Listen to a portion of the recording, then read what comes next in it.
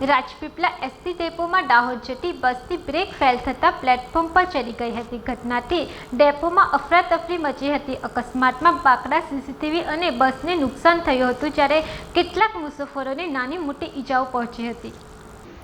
Rajpipla ST ડેપોમાં Dahod જતી બસ platform પર ચડી જતાં અફરાતફરી મચી હતી. બ્રેક ફેલ થવાના કારણે બસ ડેપોમાં અંદર ઘૂસી ગઈ હતી.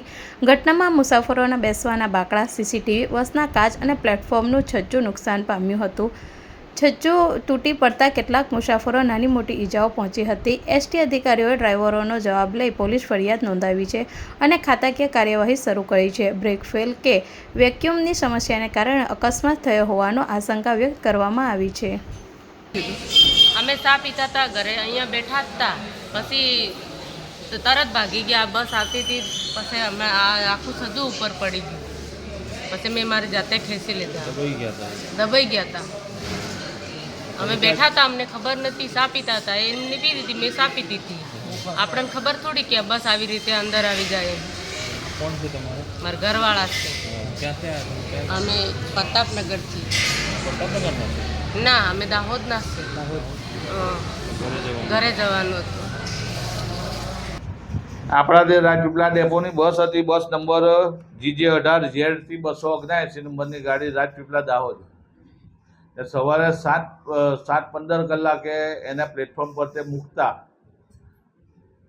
બ્રેક ફેલ થઈ ગઈ, કાં તો તે વેક્યુમ ને ઓછું ને હોવાને કારણે બસ ડેપોમાં ગાડી અંદર ઉપર ને પ્લેટફોર્મ લગીને આવી ગઈ હતી ને કોઈ પણ તે મુસાફરને કોઈ કઈ ઈજા થયેલ નથી. શું નુકસાન થયું?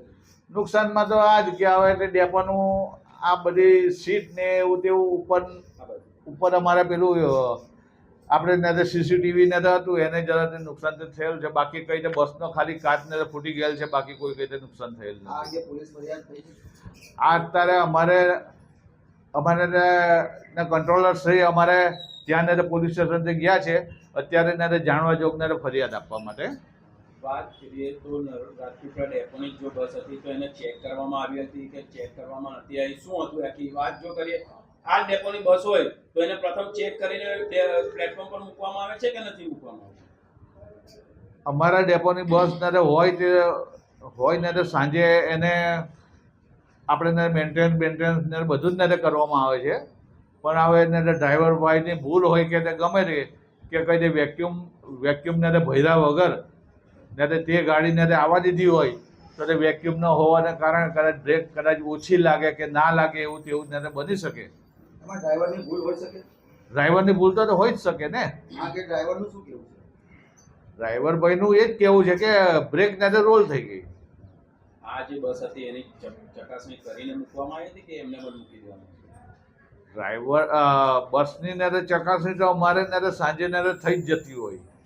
એનું ને મેન્ટેનન્સ બધું તે સાંજે બધું તે કરતા જ હોય છે અમારે. તો પછી આ ઘટના બનવાનું કારણ? આ ઘટના બનવાનું કારણ કે તે ડ્રાઈવર ભાઈની તે થોડી ઘણી ભૂલ કે વેક્યુમ ને ભર્યા વગર પણ તે બસ ને ઉપાડી હોય તો તે બ્રેક ને ઓછી આવે કે ના આવે કે એવું તેવું ને બની શકે. આ કે ડ્રાઈવરને કઈ નોટિસ કે તેની સામે કોઈ કાર્યવાહી? નોટિસ એટલે અત્યારે તો મેં એને નિવેદન ને લીધા છે એ લોકોના. હું લઈને પછી અમારે ખાતા કાર્યવાહી આગળ ચાલુ છે. ડ્રાઈવરનું શું નામ? ડ્રાઈવરનું નામ છે Jagdishbhai Jayrambhai Rabari, bed number 443, fix પગારી. વિડીયો જર્નાલિસ્ટ દીપક જગતાપ સાથે સત્યા ટીવી ન્યૂઝ રાજપીપળા.